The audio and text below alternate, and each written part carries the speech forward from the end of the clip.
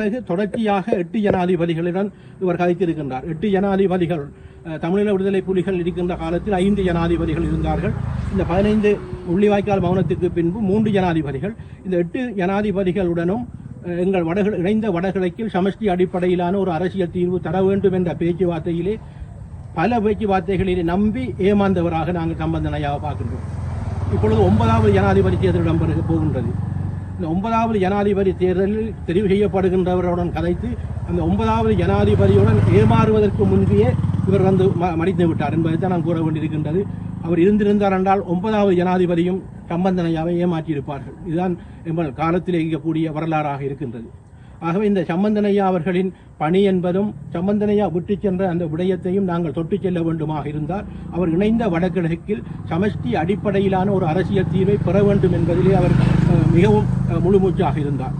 இன்னும் ஒன்றை நாங்கள் சொல்லுவோமாக இருந்தால் இலங்கை தமிழரசு கட்சியின் வரலாற்றில் 75வது ஆண்டு இந்த டிசம்பர் மாதம் 17ஆம் தேதி நாங்கள் 75வது ஆண்டை பூர்த்தி செய்ய இருக்கின்றோம். நாங்கள் நினைக்கின்றோம் அவர் கூட அதில் உயிரோடாவது அதில் கலந்து கொள்ளாவிட்டாலும் இருப்பார் என்று. ஆனால் அவர் அதில் இருந்து அவர் இறைவன் அவரை எடுத்து விட்டார்.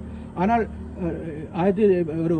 2 வருடங்களாக ஒரு நோய்வாய்ப்பட்டாலும் கூட 1 வருடங்களாக ஓரளவு நடந்திருந்தவர் 6 மாதங்களாக அவர் நடக்க முடியாத ஒரு சூழ்நிலை ஏற்பட்டது.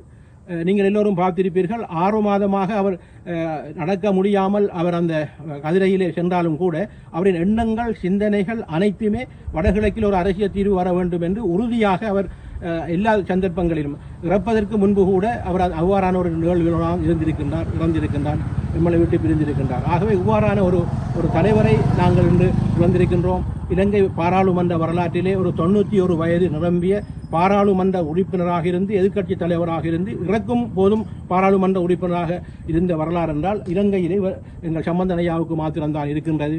ஆகவே இவர் ஒரு வரலாற்று படைத்த தலைவராக இருக்கின்ற காரணத்தினால்தான் இன்று சர்வதேச தலைவர்கள் அவர்களுக்கு அஞ்சலி செலுத்திக் கொண்டிருக்கின்றார்கள்.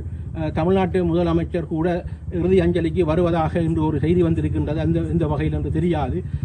கனடா பிரதமர் அஞ்சலி செலுத்தியிருக்கின்றார். ஐரோப்பிய ஒன்றியம் அஞ்சலி செலுத்தியிருக்கின்றது. அமெரிக்க யூனியன் அவ்வாறு சர்வதேச தாளல் மதிக்கப்பட்டவராக இவர் எம்மை விட்டு பிரிந்திருக்கின்றார்.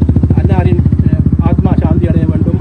அவருக்கு நாங்கள் செய்கின்ற அஞ்சலி என்றால் நாங்கள் தமிழ் தேசியத்தில் உறுதியாக இருந்து எதிர்வருகின்ற காலங்களிலெல்லாம் எங்கள் பற்றுறுதியாக தமிழ் தேசியத்தை முன்னோக்கி செல்கின்றவர்களாக நாங்கள் அனைவரும் மாற வேண்டும். அதுதான் நாங்கள் அவரின் இறுதி அவரின் அந்த எண்ணத்தை நாங்கள் நிறைவேற்றுவோம்.